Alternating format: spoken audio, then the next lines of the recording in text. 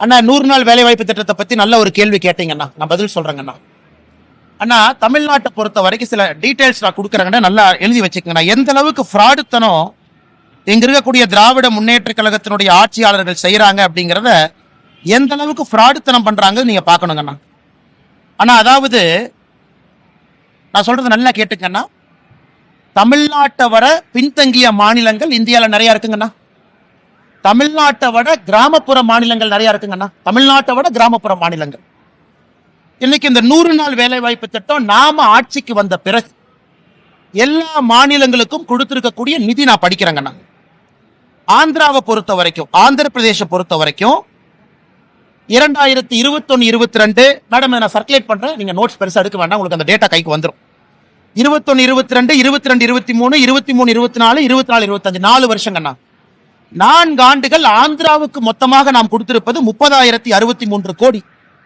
பீகார் தமிழ்நாட்டை விட பின்தங்கிய மாநிலம், கிராம பகுதிகள் அதிகமா இருக்கக்கூடிய மாநிலம். பீகாருக்கு 4 ஆண்டுகள் நாம் கொடுத்திருப்பது 24,726 கோடி. குஜராத் 4 ஆண்டுகள்ல 100 நாள் வேலை வாய்ப்பு திட்டம் குஜராத் நல்லா கவனிச்சுக்கங்கண்ணா. குஜராத்துக்கு நாம் கொடுத்திருப்பது வெறும் 6,613 கோடி. கர்நாடகா பிஜேபி அரசு இடையில் இருந்தாங்க, 4 ஆண்டுகளுக்கு நாம் கொடுத்திருப்பது 23,226 கோடி.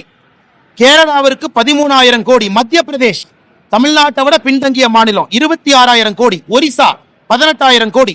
ராஜஸ்தான் 35,000 கோடி. தமிழ்நாட்டை விட 4 மடங்கு மக்கள் தொகை, தமிழ்நாட்டை விட அதிகமான கிராமங்கள் இருக்கக்கூடிய உத்தரப்பிரதேஷ்க்கு நம்ம 4 ஆண்டுகள்ல கொடுத்தது 38,000 கோடி. இந்தியாவில் அதிகமாக 100 நாள் வேலை வாய்ப்பு திட்டம் நாம் கொடுத்த நிதி இந்திய அரசியல் சரித்திரத்தில் தமிழ்நாடு. கடந்த 4 ஆண்டுகள்ல 39,333 கோடி ரூபாய். யூபி தமிழ்நாட்டை விட 3 மடங்கு மக்கள் தொகை அதிகம், தமிழ்நாட்டை விட கிராமம் அதிகம். அவங்க நடத்தாத 100 நாள் வேலை வாய்ப்பு திட்டத்தை அவன் நடத்திட்டு இருக்கா. என்ன கதை விட்டு சுத்துறாங்களா? அப்ப யாரு பேர்ல நீ போலி கணக்கு எழுதுற?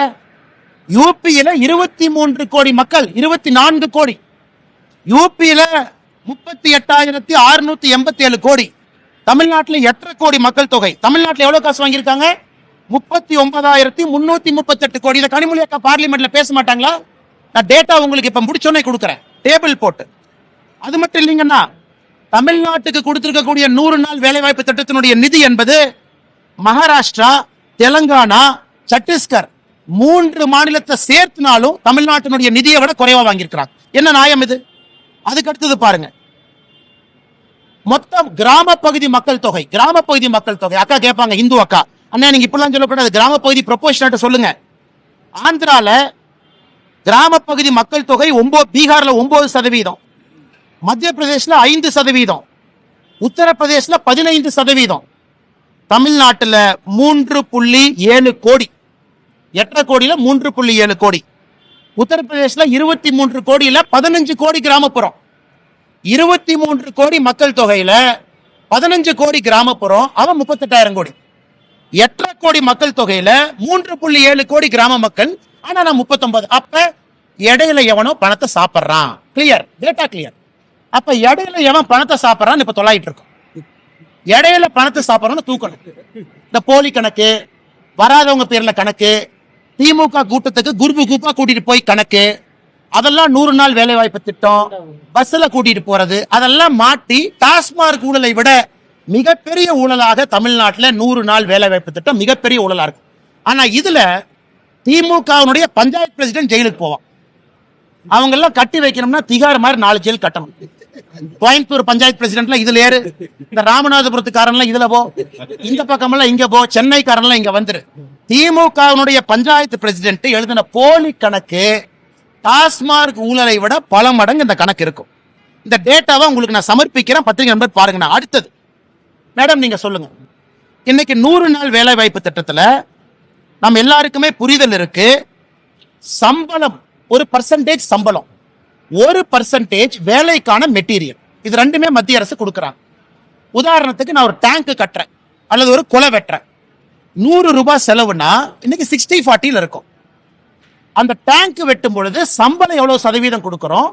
டேங்க் வெட்டுறதுக்கான உபகரணங்கள்.